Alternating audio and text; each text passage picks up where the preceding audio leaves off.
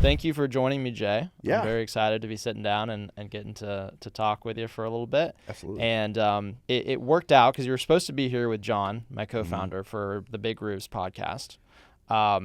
And what we actually are doing is I'm in the process of he's going to have the Big Roof show, which is going to be based in Savannah. And I'm going to be launching my own separate podcast that's going to be based in this studio in Atlanta. And so this kind of lined up. So you're one of my first podcasts on the new podcast. Let's go. So you're still going to have to go on with John now. This is the bad news. You gotta, so I got to go to Savannah? You got to go to Savannah or go online. Yeah. He does a lot of them online. But he has a studio there as well. So you got 2 podcast opportunities here. But you got I saw me Jonathan today. build his podcast room out for him and stuff. That's cool. Yeah. Jonathan is incredible. Yeah. Been blown away by what he did for John and for everybody else. But he also is Jonathan Cater, I think. Yeah, Jonathan Cater. On his ability to, he also does a lot of coaching on the content creation. Right. And he's amazing at that as well. So. Yeah. Very good communicator. Yeah. Did he build out a studio for you or? No, I've just heard about everybody he's doing it for. I met him at Win the Storm. We had a 10-minute conversation, but you could tell that he's passionate about what he does. He's a very good communicator, and everybody I've talked to about him has just been nothing but, big thumbs up, and he's a great guy. So, that's what you hope for. I think at the end of the day, you want to know what people say about you when you're not around, and that's what truly matters. And what people say about Jonathan when people aren't around is the real deal. He's the man. So that's been our experience as well. Yeah. Well, I'm very excited to have you on. Before downstairs, I was telling you I'm a washed out door knocker personally. I took a stab at it for an entire summer and I got burnt out and washed out, and then I started a software company. so you got to rehabilitate me today. So I'm very excited to learn about Roof Nuts and talk about your what you do for door knocking, but also the stuff with leadership. So very excited for all that. Why don't we start with talking a little bit about just your background? How'd you get into roofing?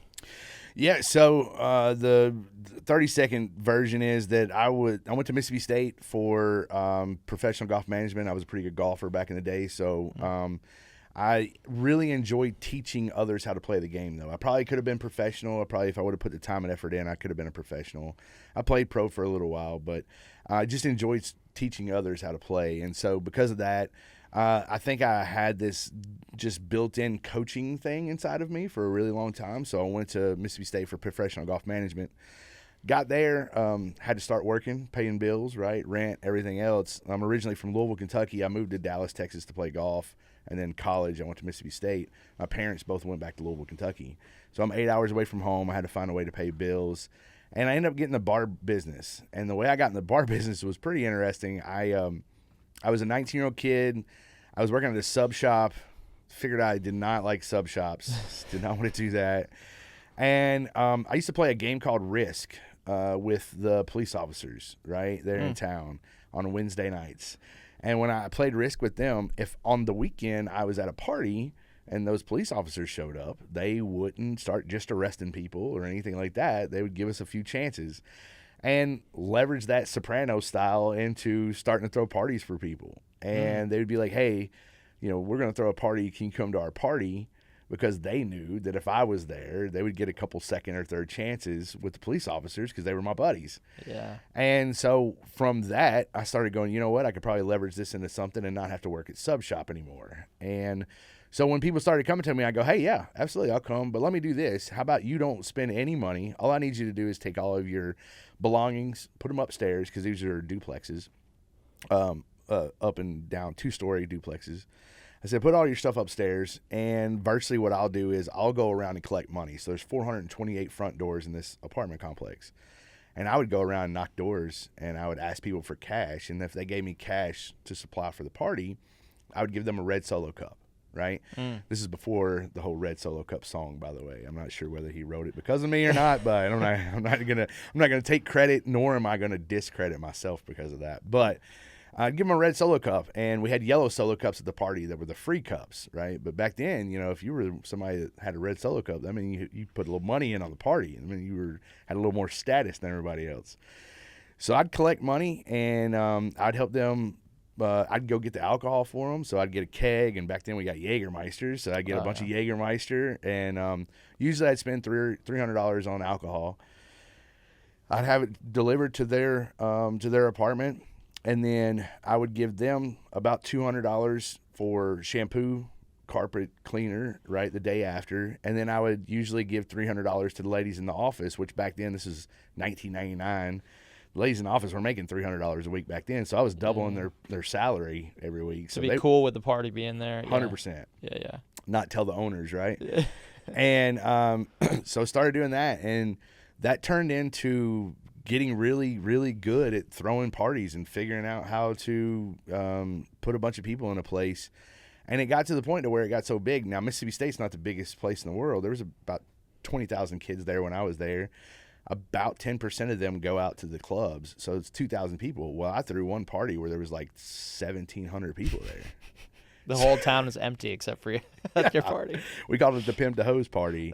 All the guys dressed up like 70s pimps. All the girls dressed up provocatively, and it was the greatest show on earth, right? And we were all walking around with our 40 bags, and our big boa hats and everything, and it got to the point to where we were really affecting the bar economy. And initially, they started threatening us and being like, "Hey, we're going to shut y'all down." And we were like, "We got the people and the cops. Like, the cops are. I play risks to the cops. What are you talking about? Like, how are you going to do anything? Like, and plus, we have all the people. Like, that's the first time that I learned that he or she who has the leads has the power. He or she who has the leads have the power.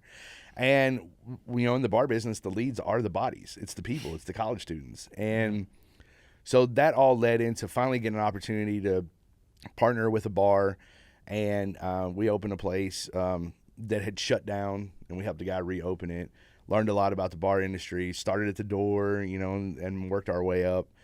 And then one thing led to another, and then at 27, opened a bar called Cowbells in Starkville, Mississippi, and we did that for about a decade, and it was really, really cool. But in 2014, my mom got sick, and they had moved down to Gulf Shores, and didn't really know what I was going to do. I just knew I wanted to be with mom. Mama's boy, always been a mama's boy, no matter what. My dad loved my dad to death, but I've always been a mama's boy. And so virtually what happened was I started selling off, the things that I had there in Starkville. And about 2016, we moved down to Gulf Shores.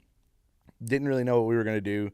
I took the job, right, the job that just over broke with a place called Live Bait down there, and we helped them. If anybody goes to Live Bait now in Gulf Shores, the reason the Shark's there is because of me and my team. It wasn't my idea, but we got it implemented.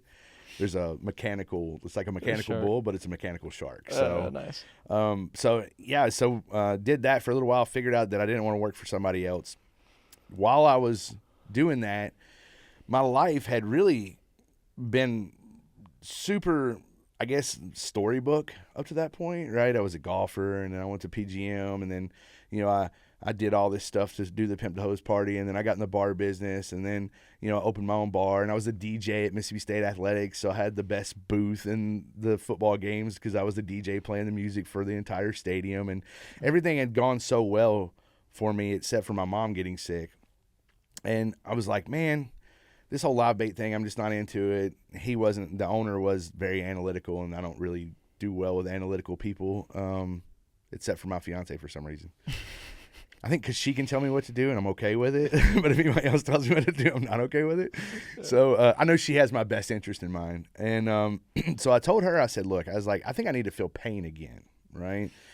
And she thought I was crazy, but I've always woke up and gone to bed listening to personal growth and development and how to do things and how to make yourself better. And so I went and worked at Sears for $9 an hour moving appliances. Wow. And it was just like, I had the biggest nightclub in Mississippi. I was the DJ for Mississippi State Athletics. I was the HOA president. I was the volunteer fire department board president. I was all these things in Starkville. When I moved to Gulf Shores, nobody knew who I was. Yeah. But there was a moment where I was like, man, you got to put your back against the wall again. There's got to be something, because a lot of times when your back's against the wall, you fight harder than you ever would before. I could have gone and taken an easier job, and there was general manager jobs at other restaurants that I could have taken for $100,000, and that would have been the easy route, right? And I was like, man, I got to go feel pain. And so moving appliances in Gulf Shores, Alabama, up and down the condo stairs, that's pain. That's a lot of pain for $9 an hour. Yeah. And so did that, and I just needed to reset my mind, I think, to understand and to really, I think I'd taken a lot of things for granted. And so it was just a complete reset. And so my dad at that time thought it was just a brilliant idea that he was going to buy an RV and take my sick mom around the country and show her the world. And so he got an RV, which ended up being cool. We were able to take it to some NASCAR events and stuff, but we were going to get it washed, and there wasn't anywhere to get it washed. And so we were like, what is going on? And this is around September, and the snowbirds are coming down too. So you have people from the northern states coming down. They got salt on their rigs. Yeah. And I'm like, well, there's opportunity, right? Because I'm constantly searching for opportunities. Like, where is it that I can help people? How can I do this? Where can I make a little money for me and help more people? Yep. And so we started Aqua Squad RV detailing, and we started washing rigs. And one thing led to another. We're washing rigs. We're doing well. We did really well through till about February. Then all the snowbirds started leaving, and all the skinny people started coming. And I was like, hold on, they can get on their roofs. Like, they can actually wash their own rigs.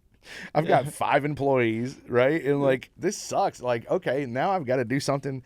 I either needed to feel the pain of firing people, right? Yeah. I needed to let them go, or I had to find a way to supplement my income. And so I started searching on Indeed for ways to supplement my income. And I saw insurance claim specialist, 1099, eat what you kill.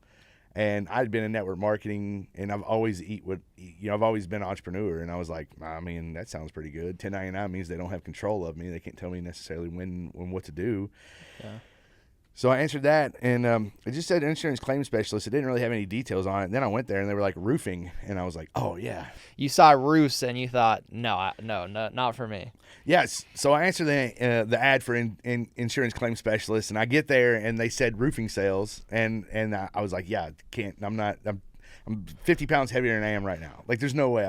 There's not a ladder on earth that can even, like, what am I going to do? Go around and like set up scaffolding every time to inspect a roof? Like, that's not going to happen.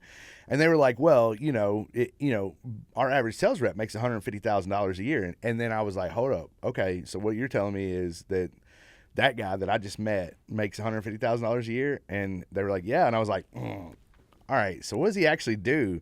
And they were like, well, he just goes around and he knocks doors and, asks for free roof inspections. And if they qualify, then we help them through the process. And I was like, so you're saying there's an opportunity to get leads for somebody like that? And you're like, yeah. And I was like, so what does that look like? And they're like, well, if you can go get leads, if you'll at least get 15 leads a week, we'll have somebody inspect the roofs for you. And I went, bet, let's go. I can do that. So then created Downspout Daddy, right? So that, I stayed on the ground and I knocked doors. And what I ultimately wanted to do was, he said 15 to get to 150. I needed to make them at 125 to make sure that I made payroll for Aqua Squad. And so from my perspective, I said, I'm going to go get 25. Right. And I've been an entrepreneur my whole life. And I was like, usually what people tell you is not exactly what needs to happen. So I was like, how do I go get 25 leads a week? Like, no matter what, come hell or high water, I'm going to get 25 leads a week. And it's pretty cool when I go coach and train now. I have this thing of my first 10 weeks in the industry, and I show like what it looked like. Yeah. And so started knocking doors and just offering free roofs to everybody that would answer the door initially, right? Because I didn't know any better. You don't know what you don't know when you get in, and they didn't train me. So I was just like, hey, would you like a free roof?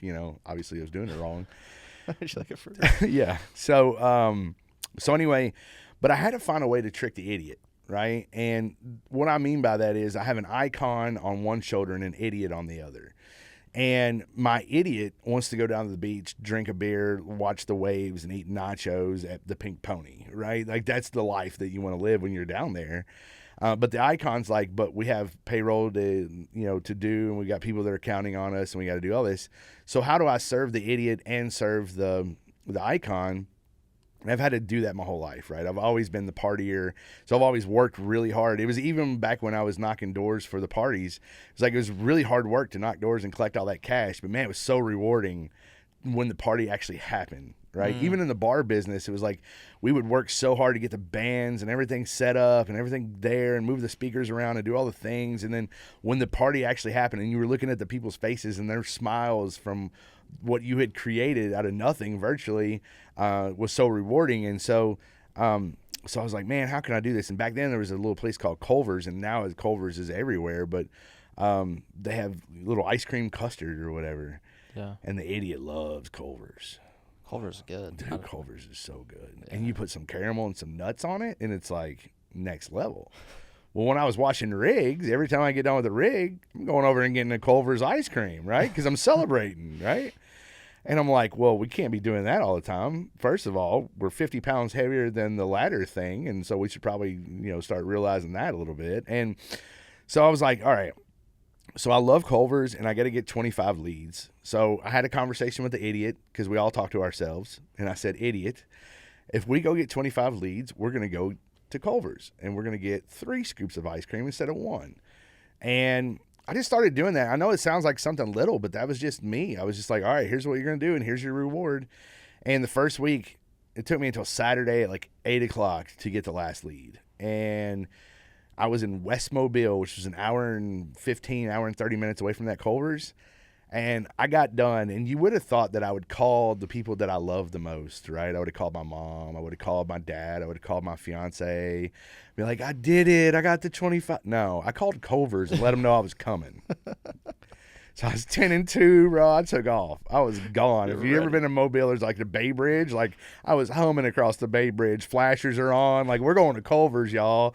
And so I headed there and got that 3 scoops of ice cream. I remember sitting in my truck going, you did it, man. That was like really cool, because everybody in the office said nobody's ever gotten 25 before in a week, right? They were like, no, you can't get 25. Nobody's ever gotten that many before. Like, this is not going to happen. I'm like, well, you have no idea what the idiot will do to get this Culver's ice cream. And so, started doing that, and by week number 9 and 10, I got 25. I got 12 on Monday, 13 on Tuesday on week 9, and then week 10 I got 13 on Monday and 12 on Tuesday. And now I've created something that they could never take away from me, which was just being so good at knocking doors. And I think there's people that are great at knocking doors. I just I think the confidence versus cocky situation. I don't think I'm the best ever, and nobody's as good as I am, but I don't think anybody is as good. I think there's nobody better than I am, right? Yeah. But I don't necessarily think I'm better than anybody else either, right? It's that mindset of like the cocky versus confident. I'm just super confident in what I do. And so that's how I got into roofing sales. And then that company I sold a big commercial property, and they didn't have the right paperwork, and one thing led to another, and I love knocking doors. So I started Roof Nuts, and we just started knocking for roofing contractors all over the South. And we would just charge them. We still do today. I've got 16 door knockers that, are on call that would go knock for me just about just anywhere in the country when a storm happens. Wow. And, it's not that we're better than anybody else at knocking doors. It's just that we really help companies collapse timeframes. When a storm happens, when hell's on the ground, you've got to get on as many roofs as possible. And if we can get your top sales reps on 30 roofs, in 3 days, opposed to, 16 roofs in 3 days, well, you have that much more chance and opportunity. And so we help contractors do that. So that's kind of how Roof Nuts got started. And the long version, I guess I was going to tell you the short version. I get so excited about it that I tell the whole thing. I think everything was put in my path for a reason. The lessons that I learned all the way through were all put in my path for a reason. So. Yeah, that's an incredible story. That's an incredible story. And I love that. I love how it all flows together. You have all those experiences early on, like, are now carrying through. Like, even what you learned about like the idiot and the icon. It's like now you can take that, and now it applies to roofing and door knocking, and that's really incredible. So, was there ever a point where you felt like you wanted to just start a roofing business? Because you went from working for that company to then working for other having a service that you provide to a bunch of different roofing companies. Did you ever think to just start one roofing company before that? Was there kind of like a split in the road?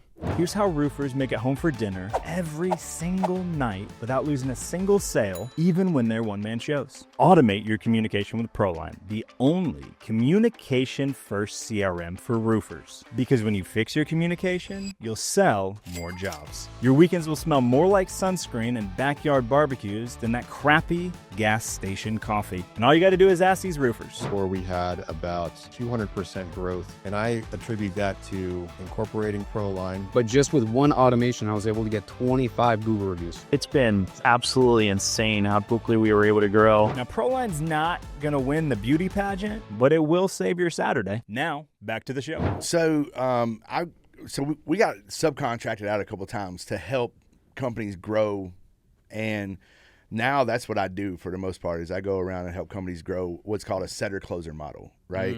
We bring setters in, we get closers because there's burnout. Ultimately, we talked about this before, but your top sales reps will burn out. And if you don't have a way to keep them excited about coming to work, it's really tough.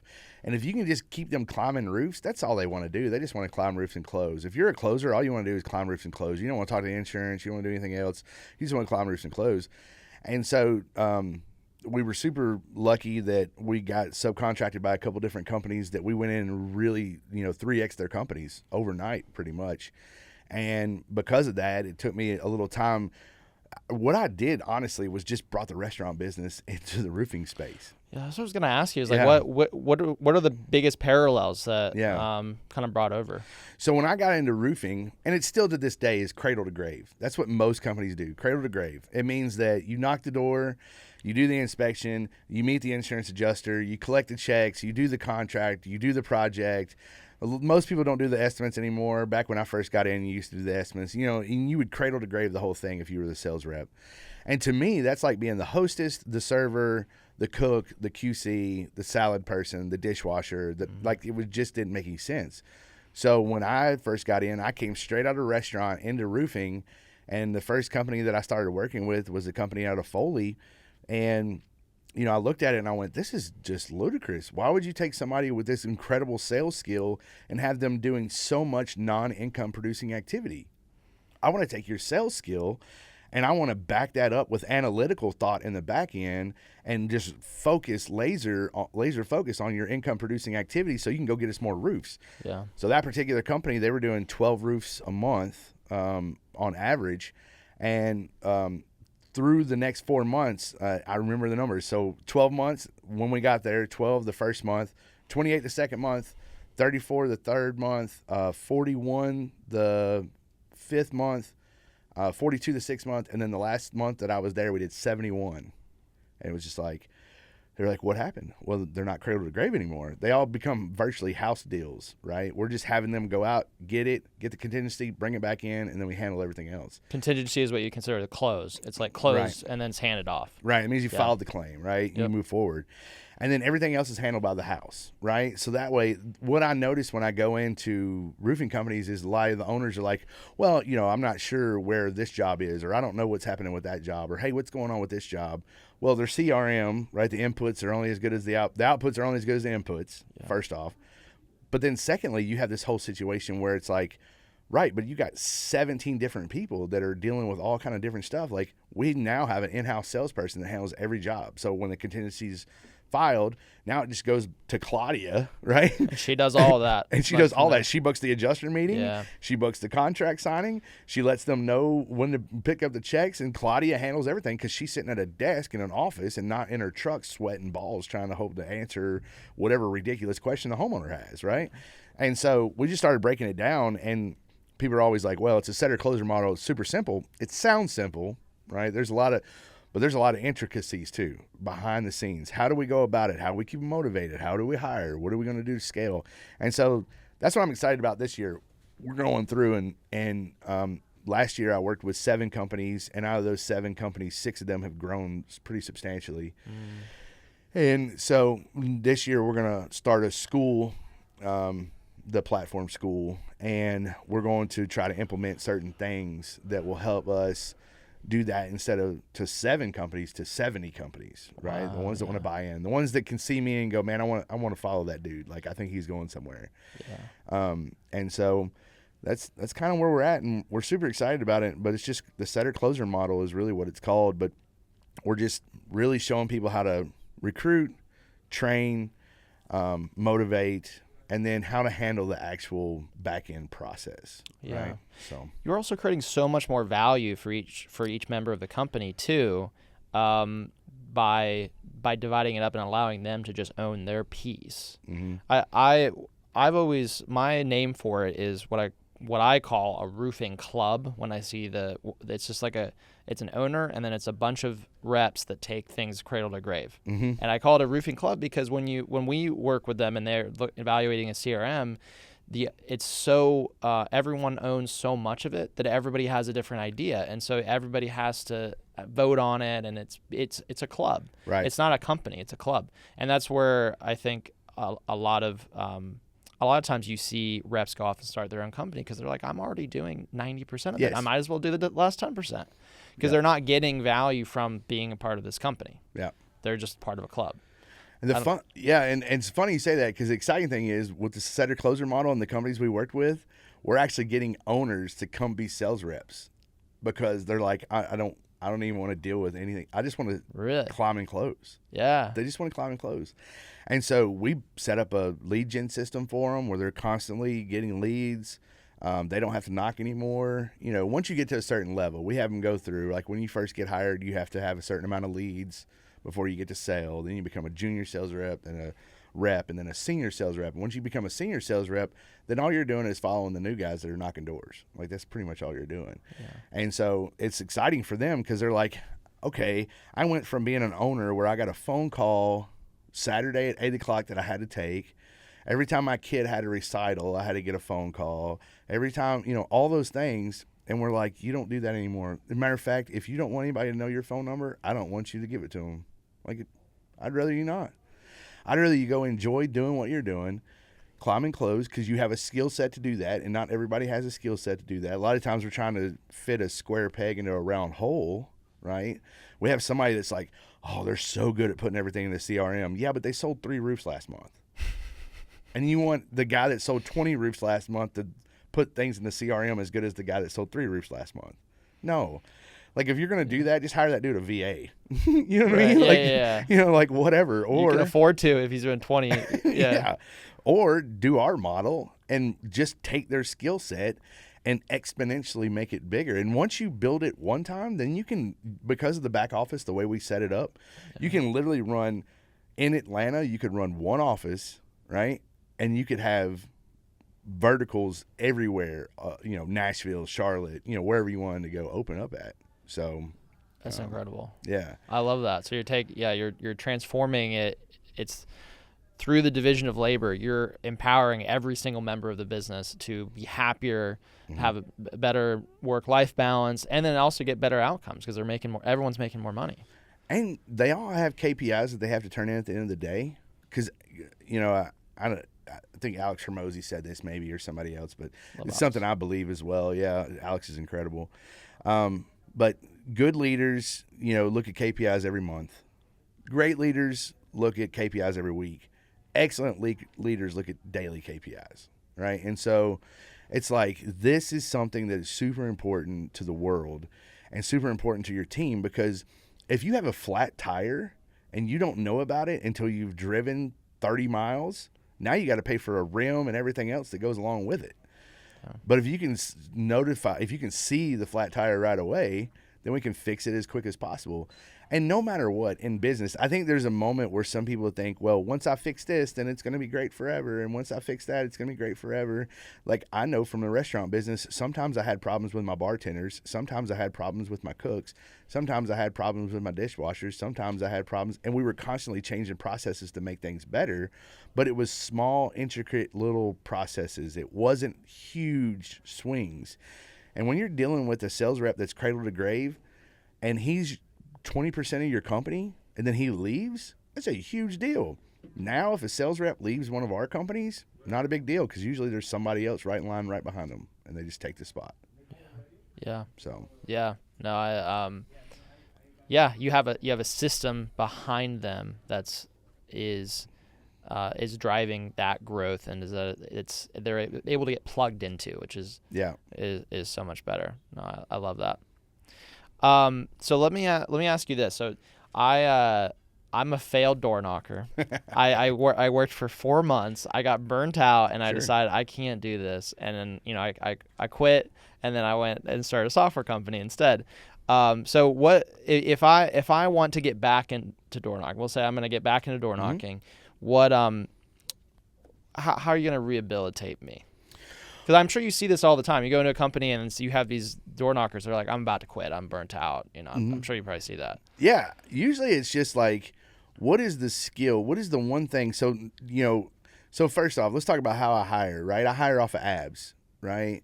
I think having abs in your business, no matter what the position is, so my managers, so I have a lady that runs my call center, right? Roof Nuts has a call center now, and she runs the call center, and she doesn't necessarily turn in leads to me. She'll show me the leads and all that. What I really focus on is the abs documentation. And what is that abs? Because we were talking about it earlier, but yeah. So abs means attitude, belief, and skill, right? No matter what, somewhere along the way, either your attitude is what you control. And I hire off attitude first before anything else, right? If you got a good attitude and you'll give me time, I can help you build belief through stories, through success on your end, through the things that you need to learn. And we're building belief off of the industry that we're in, off of the people that we're working with, the company that we're attaching ourselves to, what the actual, what the belief of us moving forward is, what is our end goal, and then most of all, believing in yourself, right? That belief. And then finally, the skill, right? Most people that come into our industry don't have the skills that it takes to be successful. But if they have the right attitude and belief, they will actually take time to learn the skill, right? I wasn't good at sales. I never was good at sales. I could yap. I was a really good talker, right? But I didn't understand that skills was just as much a technique as a golf swing is, right? Anybody can get out there at Topgolf and start swinging away. That's great. But professionals, completely different story. And so what I want to do is take amateurs that have a good attitude and a good belief and give them skills. It's just like, the PGA Tour. It's funny. I tell people this all the time. The PGA Tour, it's like when you look at 18 at Augusta, right? And these guys are getting up there with their golf clubs, and the people are like feet away from these people behind a rope. Like, why would they stand there? That ball gets hit at such a high velocity. Like, they stand that close to them because they are professionals, right? And they know that they're not going to hurt them, right? But if Joe Schmo that's never swung a golf club before gets up there on 18 at Augusta, you think those people are going to stand right next to those ropes like that? Heck no, right? But most homeowners don't know whether a roofing salesperson is a professional or an amateur. They have no idea. All they see is the shirt, and you might look the part. What I want to do is make sure anybody that's out there talking to one of our homeowners is a professional, and they're not hurting homeowners. Because if you go out as an amateur and you're selling roofs, you can hurt people. And I'll tell you something that happened to me, right? When I first got into roofing sales, I didn't have the skill that it took to sell one of my friends. And they were a buddy of mine's mom and dad, and I looked at their $5,000 deductible. Back then, $5,000 was a lot of money to me, and I was like, oh, man, geez, man, your roof's in good shape. We probably shouldn't worry about it. Like, they clearly qualified. They should have filed the claim, all the things. And I was like, man, $5,000 is a lot of money. Maybe we need to look at a different insurance carrier, maybe move this around, do whatever. And because I was so weak in what I was doing, I didn't close them on the $5,000. I was so focused on that, even though they probably could have just paid the $5,000 or we could have financed it or whatever else. Well, what happened was 2 months later, big storm comes through, right, where a new roof would have protected them, or we would have been in the process already and they would have only paid $5,000.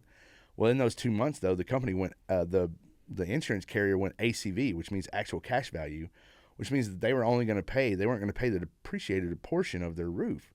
So instead of a $5,000 deductible, now it turned into a $15,000 deductible, right?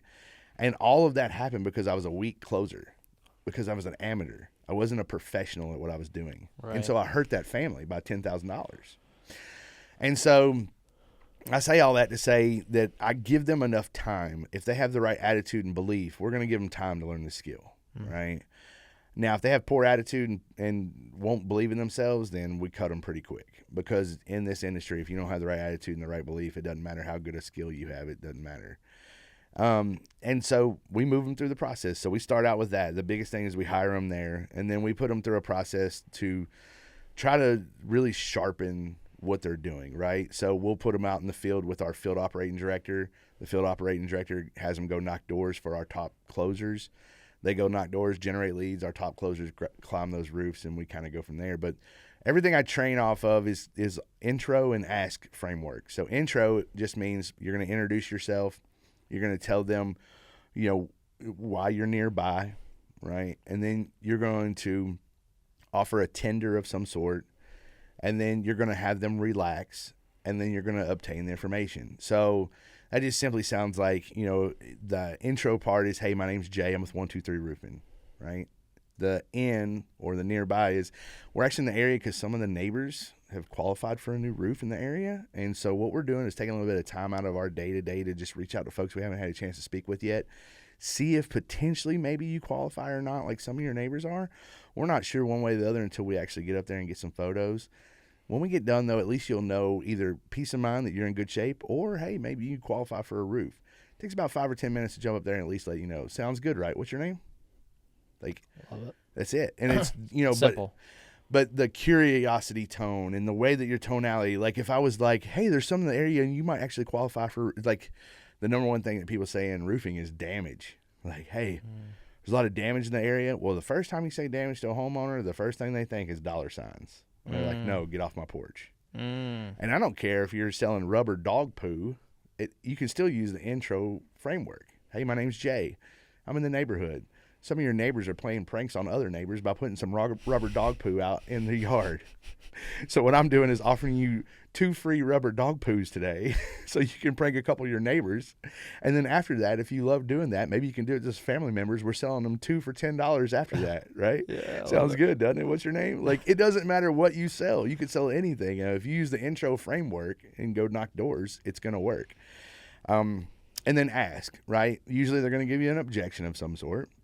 So then you just acknowledge, give them a solution, and kick back. A lot of times people would be like, the homeowner's like, well, I don't have any damage. And the sales rep's like, no, you do. Yeah, you do. I can see it from the ground. Well, that's a horrible answer. Like, you can't say that. It's very combative. Yeah. Once you learn that door knocking is not a combative sport, you win. And that's what I'm hoping to get everybody to. If I can get you to the fact that door knocking is not combative, right, then you win every time. If you understand that it's a skill set. So if they were to say, hey, I don't have any damage. Oh, man, great. Yeah, actually, you know what? Sue across the street didn't have any damage either. And we were able to document that for her, let her know, and leave some documentation with her. So what we'll do is just go ahead and jump up there, get the documentation. You don't have any damage, then let you know. Sounds good, right? Awesome. What's your name? Like, okay. So what? Let me get on the roof, though, and then if I do find something, then I'll alert you of it. But I don't need to tell you right now before I even get up there. Yeah. Or, well, not me. Homeowners, I'm not getting on the roof. Don't worry. It's not happening. You'll send someone. Yeah, over. I'm gonna get a skinny guy or skinny girl up there. Yeah, 100%. So, but there's a skill behind it, and too many people just go out there willy nilly and don't understand it. And it's okay for people in Colorado or Dallas or Minneapolis or whatever to go out with limited skill, Iowa, because they've got 3-inch hail. Much. Yeah. Yeah, you know what I mean. But in Atlanta, Mobile, Tallahassee, Florida, Charlotte, North Carolina, Baltimore, Maryland, the areas that I really work, because I don't really work storm markets. I show people in Nashville how to make money. I show people in Knoxville how to make money. I show people in Louisville, Kentucky how to make money. I show people in Cincinnati, Ohio how to make money. Like, my pitch doesn't necessarily work in Denver, Colorado. They know they have hail. Their cars have holes in them. You know what I mean? Like, that's you know what I mean. So, wouldn't you say though that even in those storm markets, if somebody has the skill, they're going to be able to do even better? Sure. Because they're going to stand out from the crowd, right? 100%. Yeah, 100%. I mean, it's just I think there's a moment where there's some people out there that teach a way to knock for those people that already know they have damage. 90% of the homeowners I've ever talked to had no idea they had damage. So having that skill goes both ways. Yes, I going to storm markets, having that skill is definitely very vital. But bringing what most people try to train to Atlanta is tough, right? Really hard. Like, hey, we're in the area because there's been damage lately and some people are whatever. And it's like, you can't say that. You can't. There's just certain words like, we're just in the area, right? Oh, you're just in the area. Well, I don't feel special anymore. You just said you're just in the area checking out places. Like, don't say that. Like, just and damage are the two words that, like, I have an AI bot now that my recruiting, and so the companies that I train, there's a RTC, recruiting and training coordinator, that I work with directly with each one of the companies, and the recruiting and training coordinator is allowed to use the AI bot, and they can push the button, and whoever is pitching can pitch to the bot, and then the bot will tell them like what they're doing right or wrong and how to change it and stuff. Love that. And most of the people, they'll say damage or just, and so we're seeing that in the back end now. Like those are the two words that really are detrimental in the field. That are killing deals, yeah. That's good. You're triggering something in the homeowner where they're immediately like they're on the defensive, Right. And like you got to avoid that. 100%. Yeah, I fell. It was in pest control that I did door knocking, so a little bit different. But I'm sure I was saying way too many of those trigger words. I'm sure. But one of the things I found, I'm interested to get your perspective on it, is my best month was like the second month. It was like after I had come in and I hadn't like refined everything, and but I had enough skill to be dangerous, and I really did well like the second month, and then it was all downhill from there. And what I kept trying to do was I bought nicer clothes, I got a Segway, I got my hair like cleaned up. Yeah.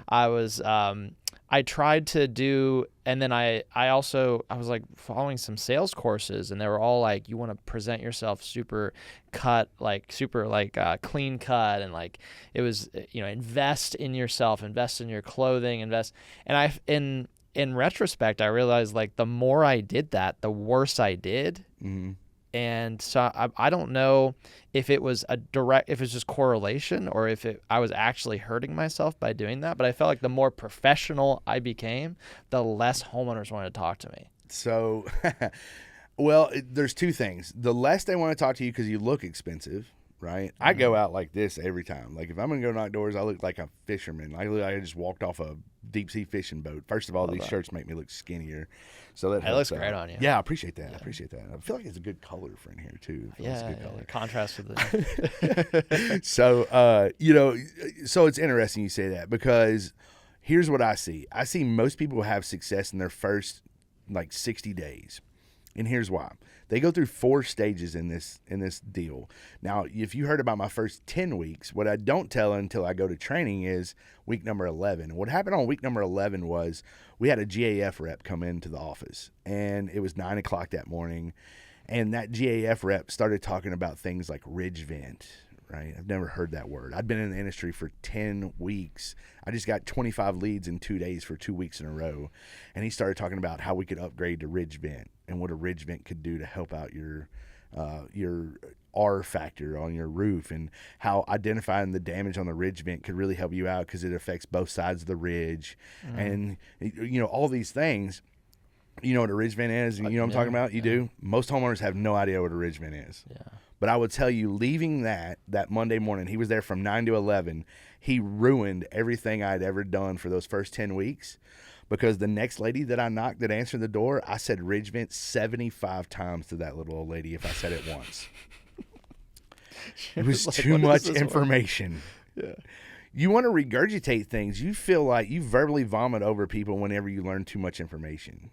And so then your belief starts to go downhill. Every time you bought a new shirt and it looked better and then it didn't work, you were just losing belief. Your attitude was good because you were trying. Your skill probably wasn't that bad, but you lost belief. And so the homeowners could feel that you were losing belief because you were like, I got a new shirt. You don't love me now? They don't believe in you. You don't believe in you, right? So what happens is, though, you go through 4 stages, and every door knocker goes through 4 stages. And the sales managers, the RTCs, the people that are responsible for the door knockers out there, or even the sales reps that don't explain this to their sales reps, are doing all of their sales reps a disservice. There's 4 stages.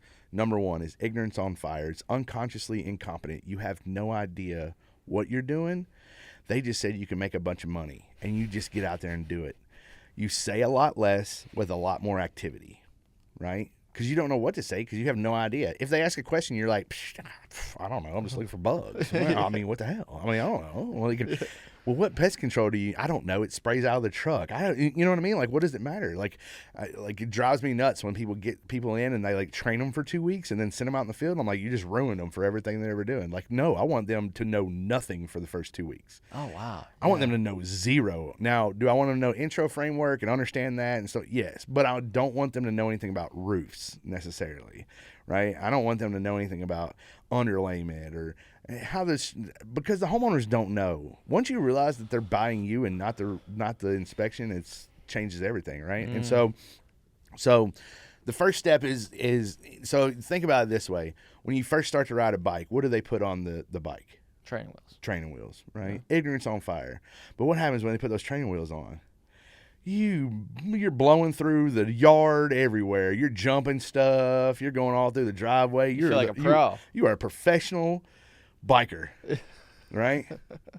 But then the GAF rep comes in, or you hear some information about needing to dress a certain way, or you get more information for some reason. You learn a little bit more about some pest control thing or whatever it is, and then they take the training wheels off, and you scrape your knee for the first time, or you fall. And then you're like, whoa, hold on. You become consciously incompetent. Now you're like, now it's not nearly as fun as I thought it was going to be.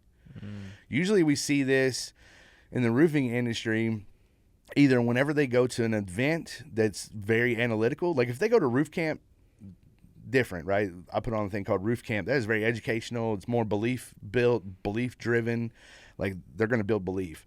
But if they go somewhere like, and I'm not knocking any shingle manufacturers, they need to know about the shingles, that's fine, but not somebody in their first couple weeks. But if they go learn about a ridge vent, they're just going to tell everybody about a ridge vent, right? And they're just going to tell everybody about that. So they just get stuck in this conscious incompetence.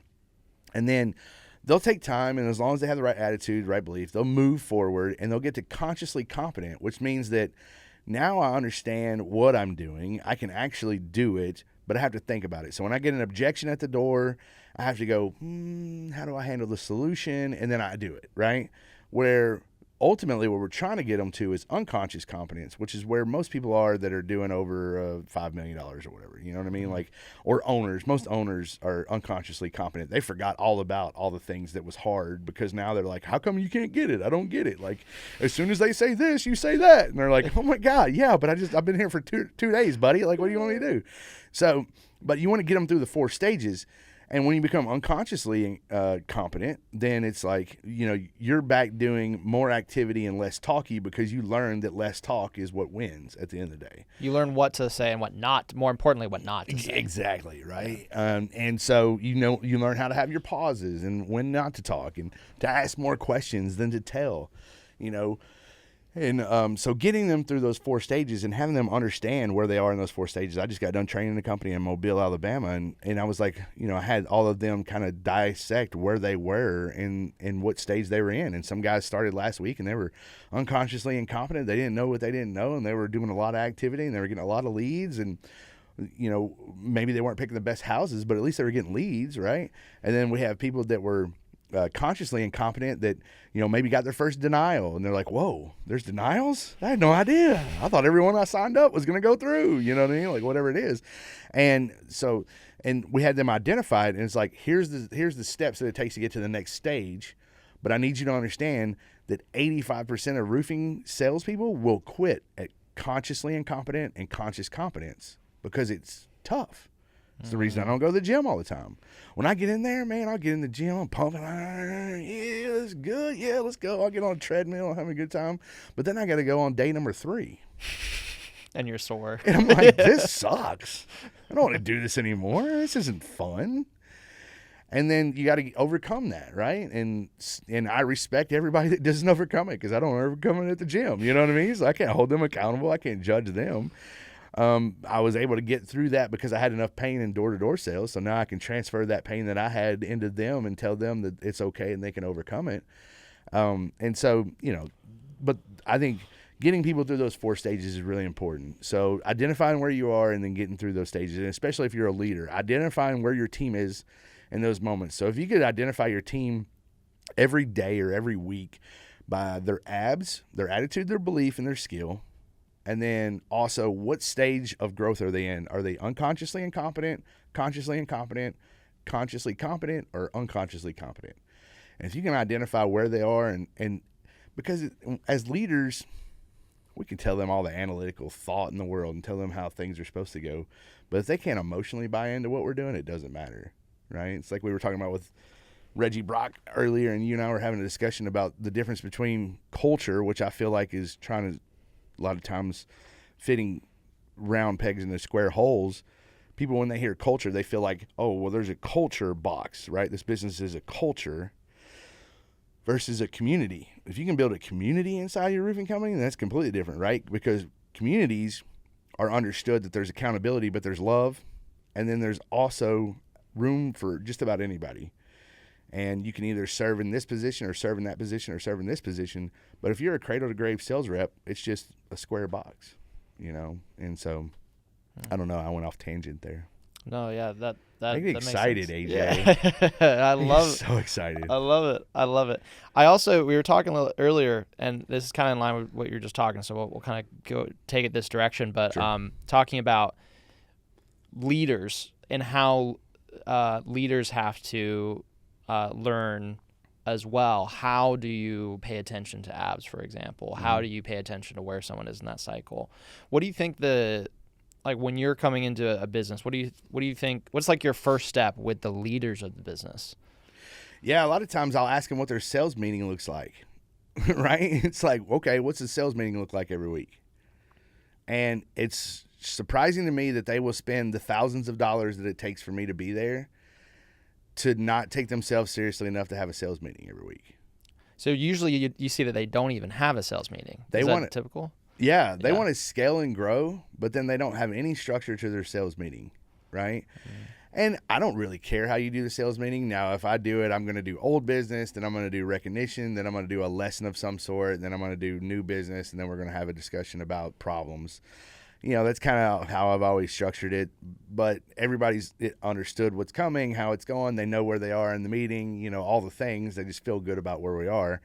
But just not even having it. Like, I think every time when I go to a roofing company, they think they're the first one that doesn't have, like, because they'll be like, yeah, we don't really have them. And like, yeah, you feel like you're the only one? They're like, yeah, it's probably just us. And I'm like, no, it's pretty much everybody I've ever been to. They just don't. Oh. They don't have them. And so if we're not talking about where we're going together, then how are we ever going to get on the journey together? It's like trying to paddle the same boat at a different time. Like, we're so much more effective paddling at the same time than we are at different times. Mm-hmm. And so, you know, that's probably the first thing is where are you in your structure as a leader? A lot of people own the company and then they stop growing. Like, Yeah. holy cow, now you're responsible for not only your family, you're responsible for all the families that you've sold on this dream, and now you're going to stop growing? Right. Now you're going to stop going to events. Now you're going to stop going to learn more. Now you're going to stop understanding that you're no longer the salesperson. You are now the leader of men and women, and you need to be as strong as they are. Like, you should be spending, I tell everybody, they should spend 10% of whatever their income is every year on coaching, personal coaching. If you make $300,000 a year, spend $30,000 a year, $2,500 a month on coaching. You know, if you're $100,000 a year, spend $10,000 a year on coaching. Find a coach that helps you move forward. I've worked with Coach Michael Burt in Nashville. I worked with Billy Cox. I worked with all these different coaches, Bethany Webster Grant. You know, I work with all these coaches. Jeremy Weber. Jeremy's incredible. That's who I'm working with now. And you're talking about a guy that literally takes ideas, dissects them down to the point where he explains it to me, and it like literally will shoot over my head. Then I have to reach back, grab it, and throw it back into my brain because he's so smart. It's just like, I mean, I've gone to college. I have a degree. And some of the stuff he says, I'm just like, and it takes me like 30 minutes later, I'll be like, dude. Like, he spoke at the last roof camp and went over this whole social media, how roofing companies should build their social medias. And he's talking about the founder should be talking about what's next in the roofing industry on their social media, what's evolving, how are we doing this? And then the mid-metal managers should be talking about recruiting, why it's great to work for this company, why you should be here, what the wins are, how do we move forward, where we're going as a group, you know, what it is, inviting people to the culture, showing them what the community looks like, you know, all the things. And then, you know, obviously the sales reps are going, hey, man, this is me personally. Reach out to me. Come, you know, this is my build. This is what we've done for this homeowner, reviews, you know, things like that. And he broke it down in such a way that I think everybody, like at the end when he got done, everybody's jaw was just on the ground. It was like, it's just so good. But if you're not getting help from an outside, you never know. You just don't know what you don't know. Yeah. That's what's fun for me is going and coaching clients, and then them being like, because everybody's like, oh, setter closer. Okay, I'm just going to hire people, and then they're just going to follow the knockers. Yes. Yeah, do that. See how that works out for you. Yeah, you can't just there's no silver bullet on these things. No. There's no like one little tweak that just unlocks everything. It's the whole, it's investing in yourself, investing in the team, and being aware of all of these different things simultaneously. If it was easy, everyone would do it. Right. Yeah. Yeah, Roof Nuts, I think we spent like $150,000 in coaching last year. Wow. You know? And that's, But we grew. It's worth it. Yeah. I couldn't agree more. This has been a discussion internally for us as well. I have a coach and multiple mentors I work with as well. But it's like there's so much value there. Yeah. And you don't know what you don't know, and especially when there's professional CEOs, but 98% of roofing companies are not run by like a lifetime CEO. They're run by a founder, the founder of the business. Mm-hmm. And that's the same for me. I'm a founder of my business, and I think what's really interesting is, obviously you started the business for a reason, but nobody has done this before. Like most CEOs of roofing or owners of roofing companies are doing it for the first time, and so like having somebody come in and just show you what you don't know is so valuable. So yeah, that's amazing. Pain. Somebody that shares the same pain too. Yeah. You know, there are coaches that don't own things and haven't been through struggles or whatever else. But I mean, true. A lot of times whenever I'm having a one-on-one with an owner, it's a moment that I've been through, either through my restaurant. We almost closed down 18 months into the restaurant. With Roof Nuts, we've had litigation. We've had, things go wrong. Taxes, like just having somebody else that understands certain things that, some people just don't, right? And so just having some conversation, just be able to talk to somebody and talk it through and realize you're not the only one. You're not the lone man on an island when you have a coach. You can reach out and understand what their specialty is, right? Jeremy's specialty is to take the company to the next level. Coach's specialty was to activate me, right? To get me thinking bigger, thinking abundant. Billy's is really sales focused. How do we work on sales? How do we move the sales forward? And like all the coaches that I've had have all been, Bethany's super motivational, and it's like all the things, like how does that coach fit into what your weakness is today? Like for me, when I talk to people, it's like, I want to be like, do you want to grow? Do you want to lead people? This is tough. Going through the setter closer and changing everything you've done up to this point, really, really hard. Like, this is not like I'm not coming in. You're not going to pay me money, and then I come in, and then all of a sudden overnight it's going to be like, oh, hey, look, it's fixed. Like, no, this is an 18-month grind of like, we're changing this whole model. We're switching everything up. But at the end of this 18 months, you're going to look back and you're going to be like, holy cow, look at this business we just created. Like, this is amazing. Yeah. It's going to be worth it. Yeah. It's going to be worth it. I love that. I'm fascinated by the fact that you already have an AI coach deployed. That's huge. Yeah. You're ahead of the curve. We're going to see a lot more people doing this, I think. But what's your take on where technology is moving in the roofing space in general? Obviously, you're investing in AI yourself. Yeah, I think, you got to stay on top of it. Obviously, with the estimates and all the things today, you got to sharpen your sales skills because at the end of the day, if they're just buying price, you're going to get ran over. Yeah. You're going to get ran over. I mean, as Roof Nuts, we're building organic sites right now. Like we have like 400 organic sites all over the nation right now that have software on it where you can get an estimate, and if you click the button, we reach out to you and go, hey, yeah, we could do it for this much, and this is what it is, right? And we're just really just grabbing the lower hanging fruit for the most part. But we're helping our contractors in those areas, have a couple more deals or whatever else. But, I think that's a moment. But for the roof salespeople, like cold calling and door knocking is never going away. 80% of roofing claims, at least in the restoration world, in the retail world, different. Restoration world, 80% of claims, at least where I live, they get started from a door knock or a cold call. And that's what I would focus on. And part of the coaching that we're starting this year is we're going to show people how to start their own door-to-door teams, how to start their own call center, how to start their own Facebook ads. I think we're going to talk a little bit maybe about partnering with y'all so we can maybe do that through y'all's system. I think it'd be pretty cool if we could just have a one-stop shop and go, hey, by the way, here it is, and it's all in this one area. I think at the end of the day, it's just like, I think technology is always going to be there, but AI, I think, so when Google and LSA and all this stuff came out, there was like this, door knocking's dead. Door knocking's going to go away. Door knocking didn't go away. And even with AI, door knocking's going to go away because 80% of the people that filed claims had no idea that they could qualify for a roof. They were asleep at 12:30 at night whenever the hail came through and didn't even understand they could qualify.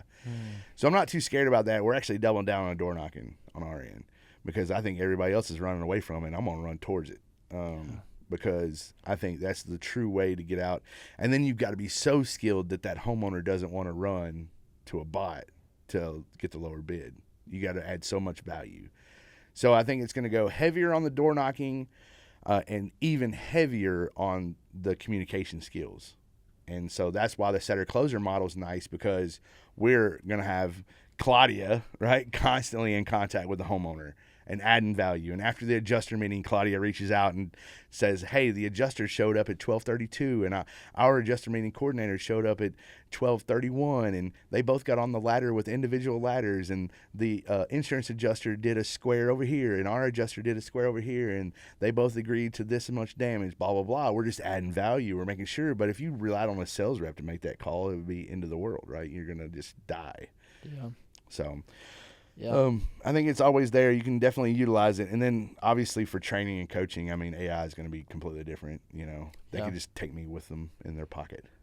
That's incredible. Yeah. I love that. I'd love to get your take on this. We've been charting out our vision for the future with ProLine, and what we've identified is that there's a few key areas that, at least in our lifetime, will never go away and will always be something that a human has to do in order for a roofing company to be successful. One of those is the sales rep. One of those is canvassing, actually. So that's two. There's like five. One of them is canvassing, and I 100% agree with you. And in fact, in my opinion, it's going to get even more impactful because, like you're saying, a lot of people are running away from it. So there's fewer people doing it, but also people get fatigued with everything being a bot, everything being AI, and they sometimes they want to talk to a human. And if you show up on their doorstep and you're a human being, I think it's going to become more effective. I mean, you look at COVID, right? Yeah. The more we go towards bots, the more we're going to go towards COVID time. And 2020 for a door knocker was the greatest time in the world. Oh, it's phenomenal. That's when I was knocking. Yeah. Yeah. Loved it. Yeah, it was a great time. It was like, oh, you mean you actually want to talk to me because you're sick of talking to your husband or wife that you've been spending the last 14 days with and nobody else. Yeah. Like, I was knocking during COVID the whole time. I mean, I stayed back and whatever else, but man, you know what? And there's a moment here where if you go out and you try to FAF half, right? There's a guy in Colorado that says this. It's FAF half, which is find a friend, help a friend, right? If you truly go door knock with the skill set that you can acquire, and then truly go out and FAF half it and try to find a friend and help a friend, and during the moments that we're going to have in the next few years, it's going to be awesome. Because if you truly have the skill and you truly take the time to love on people and do what's best for their family and help them through the process, like, I think you're going to set yourself apart. Because there's so many people running away from door knocking. Like, they're just like, I don't want to knock doors. This is not what we're going to do. And we're going to buy all this Google LSA and da-da-da. And I'm like, you guys are just making Google rich, bro. Like, that is all it is. And there's definitely strategic moments where you're doing that, right? But... And you should definitely do all platforms. I think you should do everything. Diversify. 100%. I think you should do everything. However, if you're not doubling down on door knocking and cold calling right now, then I think it's probably a loss. Yeah, I 100% agree. The canvassing, the things that we've identified as being things that are not only going to stay things that have to be a human being, but also are going to get even more valuable if you do them well is the local brand building. So being part of your community, being in the parade, sponsoring the little leagues, like AI can't do that. Like you have to be in your community as a human. It's the canvassing. It's the in-person sales inspections. So many companies I've talked to recently are like, we're going to try to get rid of our inspectors. I'm like, what are you talking about? Crazy. No, that's the thing. Like, let everyone else, your competitors, get rid of the inspectors. You double down on training those inspections, because that human moment of connection, the human being at the roof, looking at the roof, is going to become even more impactful. Just like canvassing is going to become more impactful. Yeah. And then of course maybe someday with robotics, but for our lifetimes, I think we're going to have human crews doing the work. Yeah. So you have the subcontractors, and then you also have the last one is going to be the accounting.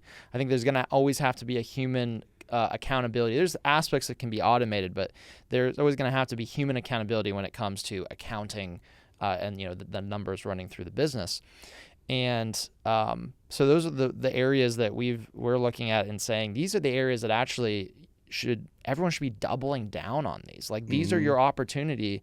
And what we're charting to from a technology standpoint is we would like to automate everything else. Let's get as much else of the process automated. And then you have, and then you double down on these. Double down on these. Like invest into your people, invest into training, invest into your processes. So I love that. I feel like that's kind of those are the areas that you're focused on. Maybe not accounting, but the only difference is that I have a strong affection for a POC. I think a point of contact that's an office point of contact is human office point of contact. Yes, that one person who is really the quarterback. Right? If it's time for the adjuster meeting, they schedule the adjuster meeting coordinator. If it's time to sign the contract and pick the colors, they sign the design meeting coordinator. Right. If it's time to pick up the check, they let the AR department know that it's time to pick up the check, or the AR department lets them know and they reach out to the homeowner and explain next steps. Those things, especially in the insurance restoration world, because it's so tough. And if an adjuster talks to a homeowner, and Claudia, which I don't know why Claudia is always my point of contact person, by the way. That's just what that means. But great name. Yeah. And Claudia's won that homeowner over, and the adjuster's talking a bunch of mess about the contractor or whatever else. It's Claudia versus the adjuster. And if you're trying to get your sales rep who has sales skills, usually they're not the best personality person. They're not the one that's like, but if you could have Claudia, who's the mother hen of everybody, and is like, oh, bless it, I'm so glad you were with 123 Roofing. We're going to do such a good job for you, honey. Next step is going to be that we're going to have an adjuster meeting. I just need you to let me know so that way I can have our adjuster meeting coordinator out there. And then Claudia tells them after the adjuster meeting, like how well the adjuster meeting went. And then Claudia reaches out to him and says, hey, baby, when you get that scope in now, just give us a call. We're going to have them come on out there and do the design meeting. You get to pick colors then. Like whatever, right? But Claudia is the one with the personality that gives 123 Roofing the vibe. That point of contact person in the office is so important. Plus, it's somewhere for the owner to go, hey, where's this at? And Claudia knows where every single file is. She owns it. She owns every bit of it. Yeah. And would you typically say that's an office manager? Is that usually the title? Or like most companies, they have their sales reps trying to do that. Yeah. That have zero personality. Not that they don't have zero personality, but their sales reps are so busy trying to go make sales. They're like, when Claudia is making that, she needs to take time to understand that that's another human being on the other end of the phone, and that the sales reps need to be doing income producing activity to pay for Claudia's payroll. Yeah. Right. And so we've already got that customer. That's fine. Get them over to Claudia. Let her handle that customer. And now the sales rep's going to go get more jobs. Because that's what they're supposed to do. Yeah. So that's the way I always looked at it, was like, why would we have a sales rep who, could barely tie his shoes or put anything in the CRM also be our customer service manager or our point of contact for our business? So that's when we go in and change everything. We want to make sure that that point of contact person is the one person that is so vital to the setter closer model that people they have no idea how it's set up. So that's what we want to do, is just we want to build it a different way, and it's not for everybody. It's only for those that want to get bigger. Yeah, which is Yeah, that's true. Some companies just want to stay, super small. But yeah, if you're trying to grow, I couldn't agree more. I can't. I feel like we overlooked that on our list. I couldn't agree more. And I think a big part of our vision is how can we. I think we just took for granted that person needs to be there. But how can we maximize the amount of time that Claudia is making those human connections? Yes. Because what you don't want Claudia doing is sitting behind the desk stressed out, doing double entry and doing meaningless, transactional communication. If you can automate as much as possible, use AI in that process as much as possible, and focus Claudia's time on, she's quarterbacking, she's seeing everything, she's monitoring everything, she's jumping in when she needs to, but more than anything else, she's connecting with the homeowners, connecting, and also with the team, because she also has to communicate that way. Maximize her time doing what Claudia is going to do better than what any AI can ever do, which is connect human to human. That's the way I think. So I'm going to nerd out with you a little bit, because these are the things I'm thinking about ProLine potentially helping me with. Yeah, let's talk about this. So here's what I would love to have. So we have Ready Mode, which is our call operating system for our cold callers. Cool. Okay. When Ready Mode, when a homeowner answers the phone, it pops up and says the qualifications and a script with the roofing company's name in it. And then it says the qualifications of the roofing company, 10-year-old roofs, 5-year-old roofs, whatever it may be, what shingled roofs they take or metal roofs they take, all those things, right? Yeah. Everything pops up. So if you can imagine, Claudia's in her office and she hits a start button and it pops up and literally gives her, let's say it's after the adjuster meeting, and the adjuster meeting coordinator put their notes in like they were supposed to on the form. And it literally, AI will write a script for Claudia to sort of kind of go by, right? Yep. And Claudia clicks a button and goes, you need to call Miss Jones. Let Miss Jones, the adjuster showed up 30 minutes late. They weren't an actual adjuster. They were a Seek Now. Explain what a Seek Now adjuster is, and here's how you explain that, and blah, blah, blah. And it gives Claudia a rundown of what happened at the adjuster meeting, defining words that they need to define to the homeowner so the homeowner understands what happened. And Claudia makes that phone call and goes, hey, baby doll, yeah, it looked like they showed up 30 minutes late, and it wasn't a real adjuster. It was actually a Seek Now who's not qualified, by the way. So I just want you to know your insurance adjuster sent out a second or a third party.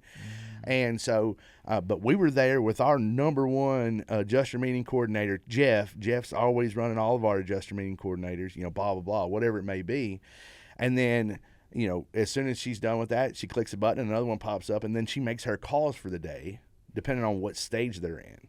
And it makes it super simple. So just, I'm sure visually you're looking at that now, being a founder and being like, yeah, I can make Claudia do that all day. Yeah. No, that's she's just on the phone. I love that. We that's kind of in line with the co-pilot features. We're getting to whiteboard it. On. Yeah, let's whiteboard it. I'm super excited. This is the stuff I think about all the time as well. Because how do we make Claudia how do we help Claudia be a rock star? Yes. Because one of the things that I've seen in larger companies where things start to break down is what happens when Claudia has no time left and you have to hire Claudia 2, but Claudia 2 doesn't have the same experience, and now there's friction between the two of them. They're not always on the same page. Claudia talks to one person one day, then Claudia 2 the next day. The experience starts to break down. But how do you enable, as a company grows, to have Claudia, and for Claudia to be able to handle all of it no matter what, and not have to be hiring like a whole internal team and deal with all the problems that arise with that. But yeah, I love that concept of like the script. One of the other things in general with AI, and there's some sort of AI, there's a good bit of AI that we're implementing to completely automate certain parts. However, we're also adding a lot of features that I'm very excited about that are specifically built to enable humans to do what humans do best better. One of those is we have an internal AI coach system, which I would love to show you, because it's fully configurable. And so we can enable you to configure internal AI coaches that live inside the CRM. But then also I love that concept of maybe even the coach being able to be on the call with them and not just being, something that they go and work with separately, but actually like being, hey, like this is what you should be saying. Like, we pulled all the information from the project plus data from some outside sources, and here's the suggested. Yeah, I think it's phenomenal. I love the concept of, like, it's not about replacing humans. It's about helping every human on your team be a rock star. And the homeowners. And the homeowners have a better experience. Right.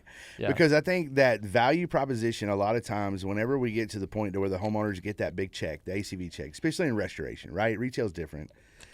But, you know, whenever they get that big check and now they want to start bidding you out, well, now if it's, you know, Tommy, the sales rep, that's touched base with the homeowner once, maybe twice, or it's Miss Claudia who's reached out and asked about your puppy dog, Joseline, you know what I mean, and always sent you a bunt cake or whatever it may be, right? Because Claudia's got to be that person. She's got to be the one that's going, hey, I know I know your son was playing in the football game Friday night. He's scoring any touchdowns or getting tackles or anything. You know what I mean? Like, those things matter. Yeah. And, like, it's like, how do we just become part of the community in such a way that it's almost taboo not to go with us in that 5 mile or 10 mile radius. Yeah, people don't tell their friends because they're like, wait, you didn't work with Claudia? Exactly. Yeah. That's 100% right. That's what I'm trying to build with the setter closer model. Like, people are like, oh, well, you're trying. Yes, I want to take over. I want to take a high school that's a 4 or 5A high school, and I want to dominate the 20-mile radius around that high school. I want to win every bit of it. We're going to be on everything. We're going to be on every billboard, everything in the high school. We're going to take over everything around that high school, and then we're going to do it again and duplicate it at the next high school over here. But we have to get so good at this high school that if people didn't go with Claudia, it would be nuts, right? And so that type situation. So that's what we shoot for. I love that. I love that mentality. I think there's a lot of confusion right now around AI, what AI is good for, what it's not good for, and I think that when implemented correctly, AI is going to create a better experience for the homeowner, a better experience for your team, and is going to help companies make more money. But I think the way that you approach that, the mindset has to be, how do we help our team how do we help Claudia to spend the maximum amount of time possible every single day asking people about their puppy dog, sending the bunt cakes. Like, how do we maximize her doing that? Because that is the most valuable thing to have her doing. Yes. And so if we can keep her doing that 99% of her day, she'll be happier because she loves doing that. And the business wins. So whatever else if we can enable everything else to be taken off. And the thing is, the only way to do this without something like AI is to hire 4 different virtual assistants or something. But it's not viable for a company to do that. And so the beauty of AI is that it unlocks this ability to help Claudia, to help the sales rep, the canvasser, all be their best selves and do what they're uniquely best at. Yeah. And take the busy work off their plate. And then still at the end of the day be able to provide a competitive price to homeowners that's fair, provide a to scale the business for the owner to be able to actually have profit at the end of the year, so that's what I'm very excited about if this is all executed correctly.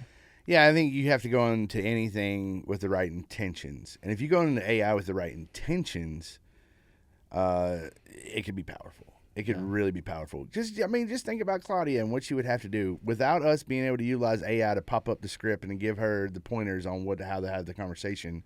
She'd have to look through some paper playbook.